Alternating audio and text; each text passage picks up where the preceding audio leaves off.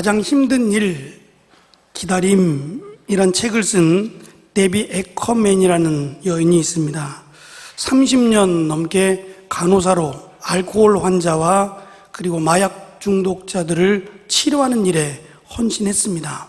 그리고 나서 그 여인이 가장 힘든 일, 기다림이라는 책을 쓰면서 이 기다림이라고 하는 단어를 그 여인은 이렇게 정의를 내리고 있었습니다. 기다림은 하나님의 때가 되었을 때 모든 게 제자리에 있을 수 있도록 삶의 조각들을 맞추는 시간이다. 한 번 더 읽어드릴게요. 기다림은 하나님의 때가 되었을 때 모든 게 제자리에 있을 수 있도록 삶의 조각들을 맞추는 시간이다. 그래서 그 시간이 길고 힘들게 느껴지더라도 이 시간이야말로 숨겨진 하나님의 축복을 찾을 수 있는 역동적이고 흥미진진한 시간이다 라고 정의를 내립니다. 본인이 30년 가까이 도저히 희망이 없어 보이는 알코올 그리고 마약 중독자들을 치료하면서 기다린 그 결과입니다. 오늘 우리가 읽은 말씀은 이스라엘의 초대 왕인 사울 왕이 당시에 최고의 강대국이었던 블레셋과의 한판 전쟁을 앞에 두고서 기록하고 있는 내용입니다. 전쟁은 죽느냐 사느냐를 결정합니다. 전쟁을 앞에 놓고 맛있는 음식을 먹어야겠다고 나가는 사람이나 쇼핑을 해야겠다고 예쁜 옷을 사야지 라고 하면서 백화점 가는 사람은 없습니다. 오히려 생필품을 구하려 하겠지요. 먹지 않던 라면을 구하거나 밀가루를 사다 놓거나 생수를 구입해 놓거나 생명과 직결된 일들에 필요한 것들을 아마 구입할 겁니다.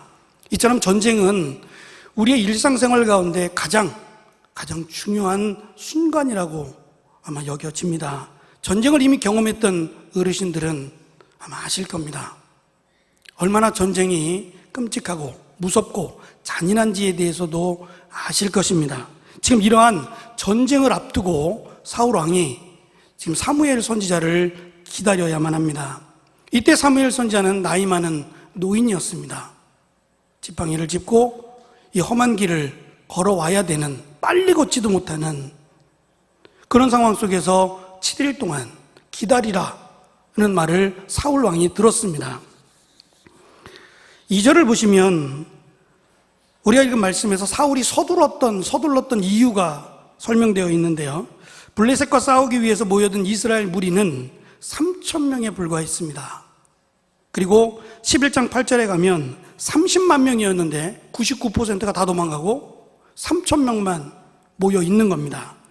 반대로 블레셋은 3만의 병거 그리고 6천의 마병을 그리고 모든 군사가 칼과 창을 가지고 있습니다. 이건 전쟁 해보나 마나.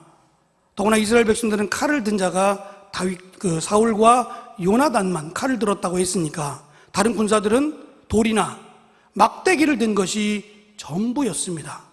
어떻게 봐도 이 싸움은, 이 전쟁은 백전백패입니다. 그래서 이스라엘 백성들은 숨습니다. 이스라엘 백성들은 굴과 수풀과 바위 틈, 은밀한 곳과 웅덩이에 숨었다라고 6절은 기록하고, 심지어는 요단강을 건너가서 전혀 다른 멀리 돌아오지 않을 작정으로 숨어버렸다라고 7절은 기록합니다. 그리고 15절은 우리 읽은 말씀 맨 마지막 절은 3,000명에서 600명만 남았다라고 기록을 해줍니다. 기다림이라는 뜻은 어떤 사람이나 때가 오기를 바라는 것이라고 사전에서는 정의를 하더라고요. 그런데 이 기다린다라고 하는 히브리 단어의 뜻은 스탑이라는 뜻이 있었습니다. 멈추는 겁니다. 그냥 그 자리에 서서 아무것도 하지 않고 멈추어 있는 것이란 내용이 포함되어 있습니다. 600명입니다. 3만의 병거, 6천의 마병, 그리고 모든 군사가 칼을, 창을, 방패를 들고 있는 그런 위용스러운 모습 앞에서 600명이 멈추고 기다려야 합니다.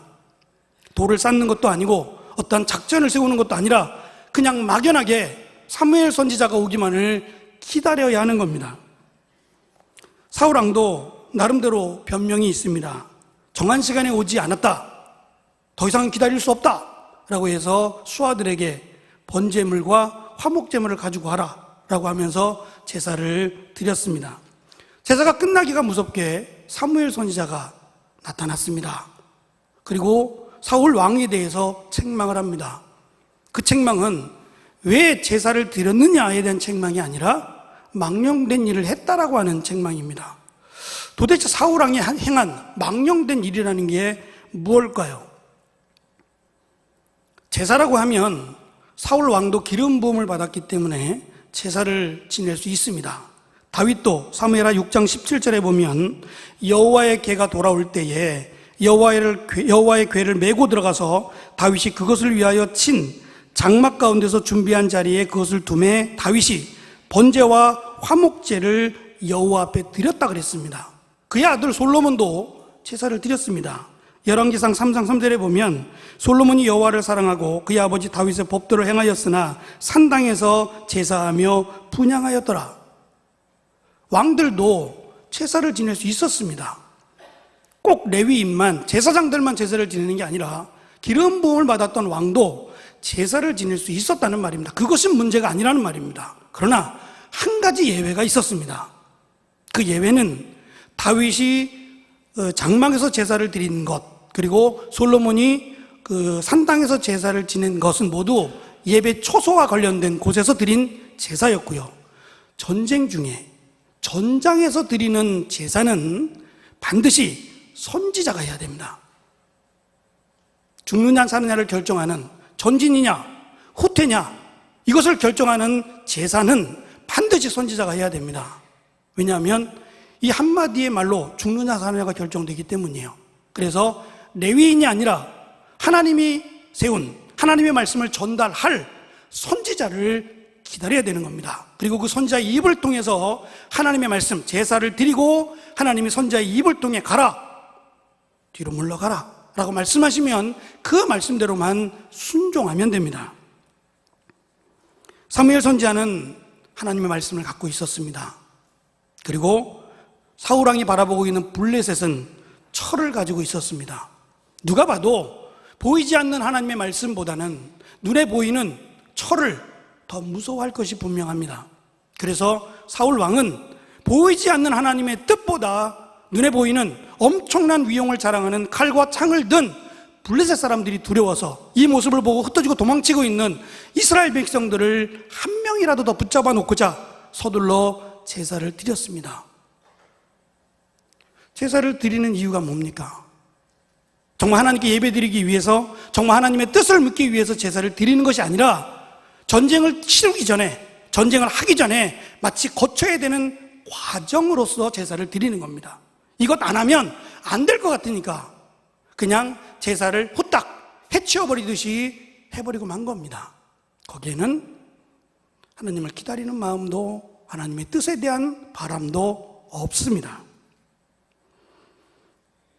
10장 8절을 잠깐 보겠습니다. 사무엘상 10장 8절입니다.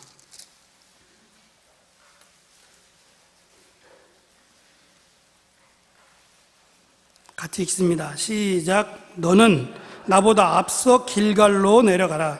내가 내게로 내려가서 번제와 화목제물을 드리리니 내가 내게 가서 내가 행할 것을 가르칠 때까지 7일 동안 기다리라. 7일 동안 기다리라는 말만 들은 겁니다. 번제와 화목제는 선지자인 사무엘 선지자가 할 것이며 그것과 동시에 행할 일을 가르쳐 주겠다. 전진이든지 후퇴든지 거기에 대한 하나님의 뜻을 가르쳐 줄 테니까 기다리라는 겁니다. 만약에 블레셋이 없었다면 기다렸을 겁니다. 하루 더 기다리든 이틀을 더 기다리든 기다리면 문제가 되지 않습니다. 그런데 가장 강한, 언제 쳐들어올지 모를 블레셋이 바로 코앞에 있을 때는 문제가 달라진다는 말입니다. 하나님의 뜻보다 어떤 조치가 더 급해 보였기 때문입니다. 그럼에도 우리는 기다려야 합니다. 얼마를 기다려야 되느냐가 아니라 하나님의 뜻이 우리에게 들려질 때까지 기다려야 되기 때문입니다. 기다림보다 중요한 것은 하나님의 뜻입니다. 우리가 힘써 기다리며 기도하고 있는 이유는 기다림의 날짜를 채우기 위한 것이 아니라 하나님의 뜻을 기다리기 위함입니다. 그 하나님의 뜻이 언제 나에게 들려질지는 아무도 모릅니다. 빨리 응답되었으면 좋겠습니다. 그건 우리 모두의 바람입니다. 그러나 그러지 않더라도 5년, 10년, 15년이 걸리더라도 우리는 그 기다림 가운데 하나님의 뜻을 묻습니다. 서두에서 이 간호사였던 이분이 고백했던 것처럼 기다림이라는 것은 하나님의 뜻이 어떻게 이루어져 가 있는지 퍼즐을 맞추는 것과 같은 정말 기대되는 순간이다 라고 30년을 도저히 가능성이 없다고 여겼던 알코올 환자와 마약 중독자들을 치료하면서 마냥 기다렸을 겁니다. 아니면 포기했을지도 모르는 일을 하나님께서 하시기를, 하나님의 뜻이 이 가운데 있기를 바라면서 기다렸더니 지루하지 않았더라, 외롭지 않았더라는 겁니다. 하나님이 어떻게 역사하시기를 기다리는 순간이 오히려 흥분되었더라 라고 이 간호사였던 여인은 고백하고 있습니다. 7일을 기다림보다 중요한 것은 하나님의 계획입니다. 그것을 들었어야 됩니다. 하나님께서 가라 하시면 600명이더라도 갈 수 있습니다. 잘 아시는 대로 기드온과 관련된 300명입니다. 이 300명은 무기를 갖고 있지도 않았고 그냥 항아리만 깨고 소리만 지르는 것이, 횃불을 흔드는 것이 고작이었던, 물 먹는 것조차 제대로 하지 못하는, 그래서 용사가 아니라 어쩌면 정말 어떻게 이런 사람을 쓸 수 있을까라고 기드온이 실망했을 법한 그 300명이지만 하나님은 그들을 통해서 진정한 용사가 누군지, 힘이 세고 능력이 있고 전쟁을 잘하는 사람이 용사가 아니라 하나님의 뜻을 기다리는 사람이 용사다. 비록 부족하고 아무것도 할 수 없는 불편한 몸을 가지고 있더라도 하나님이 말씀하시면 그 말씀 앞에 순종하는 사람이 진정한 용사였다. 그리고 이 300명을 떨어서 칼을 든 미디안의 13만 5천 명을 여실히 깨어 부수는 장면이 사사기에 기록되어 있지 않습니까? 블레셋의 숫자가 많고 마병과 기병이 많은 것, 우리의 눈에 보이는 겁니다. 하나님의 능력은 보이지 않습니다. 제가 섬기는 하나님, 그리고 여러분이 섬기는 하나님은 어떠한 하나님이십니까? 우리가 생각하는 게 너무 작진 않을까요? 우리가 하나님을 바라보는 그 하나님의 스케일이 너무 작지는 않습니까? 하나님께서 기다리게 하신 이유는 하나님을 믿으라는 겁니다. 하나님을 온전히 기다리고 믿으라. 하나님이 역사하시겠다.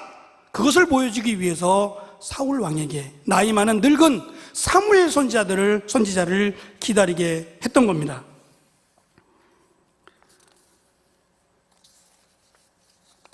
지난 월요일에, 이틀 전입니다. 지난 월요일에 제가 가르쳤던 청년으로부터 전화가 왔습니다. 좀 특별한 사이여서 나가서 그 청년을 만났습니다. 그 청년은 최근에 잘 다니던 회사가 어려움을 겪으면서 실직을 당했습니다. 제가 알고 있는 이 청년은 가정 환경이 상당히 어려웠습니다. 아주 어렸을 때 부모님이 이혼을 하고 어머니는 다른 남자를 찾아서 결혼하고 아버지도 다른 여자를 찾아서 결혼하고 이 아이였던 청년은 할머니와 자랍니다.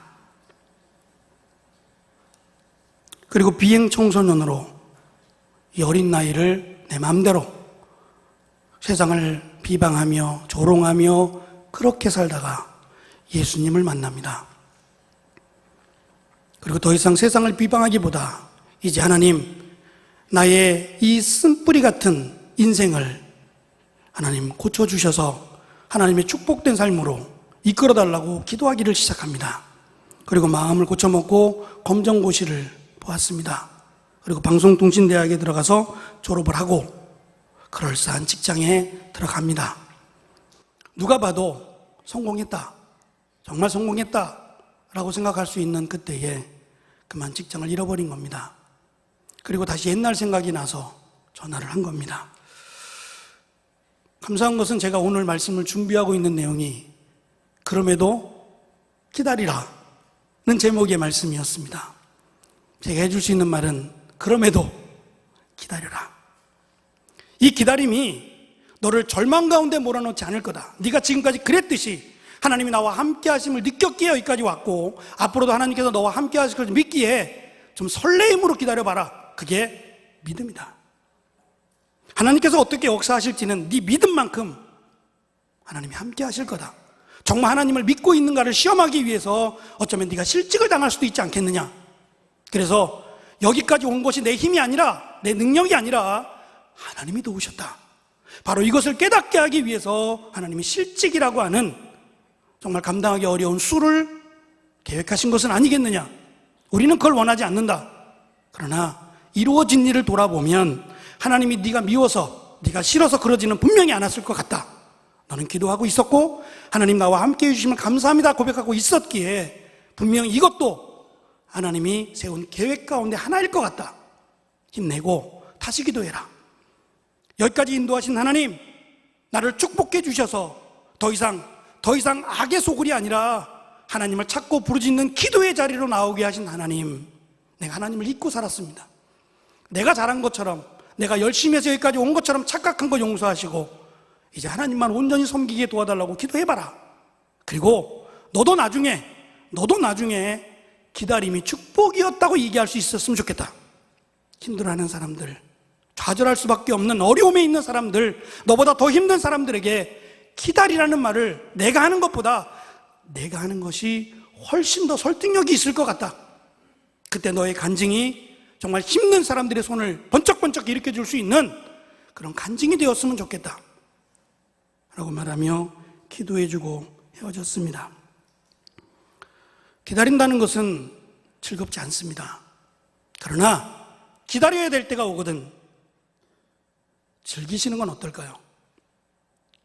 일부러 그럴 필요는 없지만 기다림의 때가 되었을 때 이때도 하나님의 때임을 기억하고 그럼에도 기다림이 하나님께로 가까이 가는 마치 퍼즐을 조각하는 하나님의 축복의 시간, 축복의 기회임으로 받아들인다면 기다림이 지루하지 않았을 겁니다. 사울왕이 그랬을 겁니다. 7일 동안 이 기다림이 사무엘 선지자만 오면 된다. 사무엘 선지자가 전해주는 그 말만 있으면 우리는 승리할 수 있다. 죽지 않을 수 있다. 후퇴해도 괜찮다. 하나님이 역사할 수 있다. 하나님 반드시 우리 가운데 함께 하신다라는 믿음이 있었다면 당신의 왕이 무궁하리이다. 그러나 하나님을 의지하지 않았기에 당신은 더 이상 이 나라를 다스릴 수 없습니다 라는 말을 들어야 했습니다. 이 기다림이 우리를 힘들게 할지 모르겠습니다. 그러나 그럼에도 기다려야 할 때가 오거든 하나님의 뜻을 물어보는 시간으로 삼아보시기 바랍니다. 하나님의 뜻 가운데 그 기다림이 축복이었음을, 오늘 말씀 가운데 주신 것처럼 축복이었음을 간증하는 우리 모두가 되었으면 좋겠습니다. 기도하겠습니다.